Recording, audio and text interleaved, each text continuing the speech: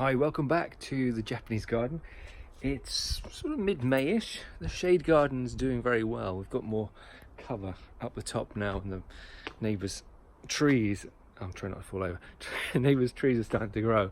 I've got to cut some of them back because they're putting leaves on the Zen garden, which needs a bit of a tidy up and a rake.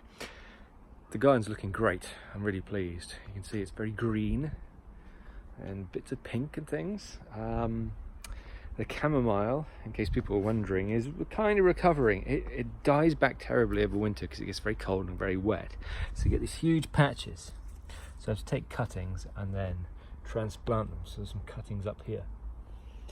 But ultimately I don't want chamomile here. What I want is moss. And moss is harder to come by, as most people know. But at the back of the garden, down here, we do have it coming through.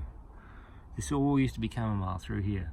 But this, I've just left this and it's starting to come up, so I'm quite pleased. If we get the whole garden in moss, that would be, perfect. Now, jobs for today. I have two jobs. One is this acer.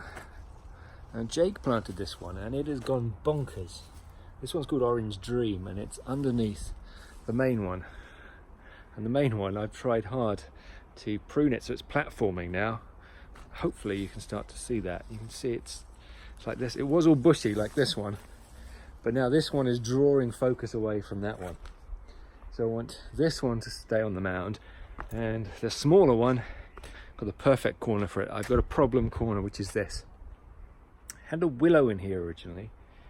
It was all right for the first year or so, and then it just became a bit out of place. It was a weeping willow, it was a grafted willow, it didn't look right. So I had that out, and I just bunged in some bulbs that I had in my pots, and they're just a bit, so that over here will be perfect. I think ultimately I'd like to have maybe a water bowl down here, but for now that's going to be good. And the other thing is to replace these. Now these tulips, which you can't, obviously they've gone over and they've lost their heads, are just amazing. They were bright pinks and bright whites and just looked perfect. I've never grown them before, and I'm definitely going to grow them again. You can buy bags which will have sequential tulips. You can bury them at different depths and then it will come out separately. So I'm going to find those again in the garden centre and replace them with just begonias. And I picked these up really cheap. So 75p, £1.50. They work. Tell you what, there is something nice about terracotta pots with gravel on. Even if nothing comes up, there's something beautifully architectural about them. Elsewhere in the garden, we had the best year for the cherry, which has grown incredibly strong. When we first got it 3 years ago, it was about here on me. And now it's starting to become a proper thick cherry tree. That's going to have a prune at some point. This is accolade, this one, and it was just heavy with clouds of cherry blossoms. Underneath we've got the Hakone Cloa, the forest grass, which is looking good. Replaced these three here, died and been replaced, but they've still not come back stronger, even though I put more drainage in. So I'll have to look at those later in the year. But for now, time to move the acer. At least I know how to do that because Monty has showed me. Okay, so I've prepped a few things first. One is a bucket of water to water it in, very important, and then it'll get roughly a bucket a week until it's settled. Dug a hole, it might not be big enough, but we'll find out. And I've put in some of these rotted leaves that I had from last autumn, so they've been rotting away in a plastic bag just to dig in some extra goodness, because they're sort of woodland plants, so they need some woodland sort of environment. This ground is already pretty good. I've improved it over the years with peat-free compost and things, and this will just give it an extra boost. Found a few worms, which is good, because when we first put the soil in here, there were no worms. It was all fresh soil, so that's good. Puffing and panting already because I've been digging that, and then what I've done is just take off the lowest branches here, so I can see where the trunk is, and then where to dig around it. You can see where the what do we call this? The mound. You can see where the mound has slumped and dried out because we just put straight soil on this side and dig in any goodness, and it's just cracked because it's mostly clay. So I'm going to fill that in with something good once I've taken this out. It would also give me an opportunity to see what the roots are like on this, because it's doing really well, so I'm guessing they're pretty good. One thing I'm not doing that Monty did was to covered the roots when I transplanted it with mycorrhizal fungi, because I found strings of fungi in here from the rotten wood that I've put in previous years, so it's already got a good ecosystem going. Now I've got to dig that bugger out and then stick it in the hole.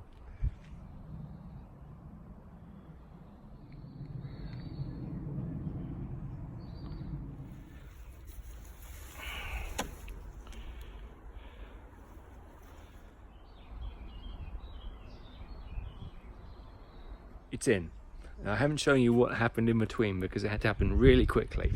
The air is kind of dry even though it's overcast, so I didn't want all the roots. As soon as you start digging, then the fibrous roots are exposed to the dry air, so I've had to lift it and put it in there really quickly. I backfilled the hole.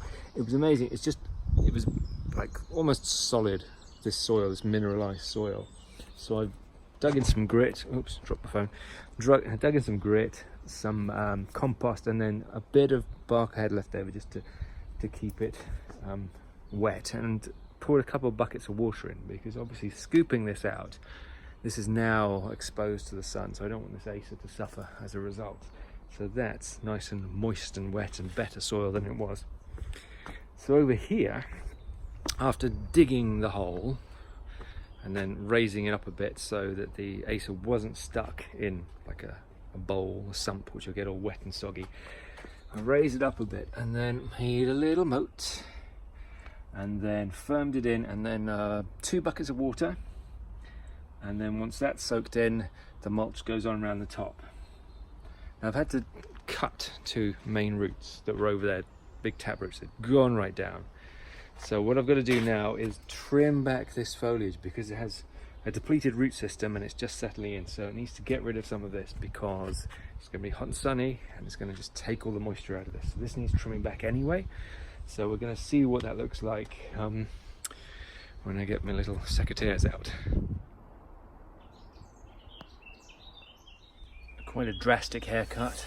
Look at that, it's about maybe a third, maybe a half of that has been taken off. It was a bit breezy, so I'm a bit worried that this is going to get top heavy and topple. I haven't staked it. That's something I want to do, but it's looking all right for now. We'll see. It needs watering every week, bucket of water every week. I'm kind of tired now.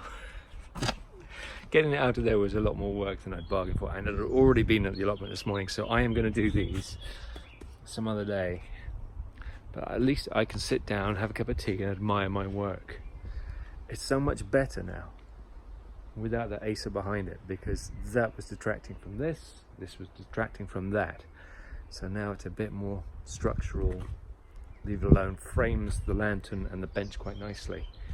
And over here, it's improved this corner no end. It looks so much better. Hopefully, when I'm in the kitchen, yeah, I can see it. It looks all right. There we go. So that's lifted that already. It's balanced the garden. I think that's what I'm missing over this side. This has always been a problem for me, and it still is, but I'll get there, and this has definitely improved it. So yeah, it's a good, honest day's work done. Well, maybe an hour or two. It's looking good. Thank you very much for joining me in my Japanese garden. Hopefully getting a little bit more Japanese every day, maybe. If I tidied the Zen garden, then it would, but maybe tomorrow morning before I go to work. And we'll see you next time. Bye bye.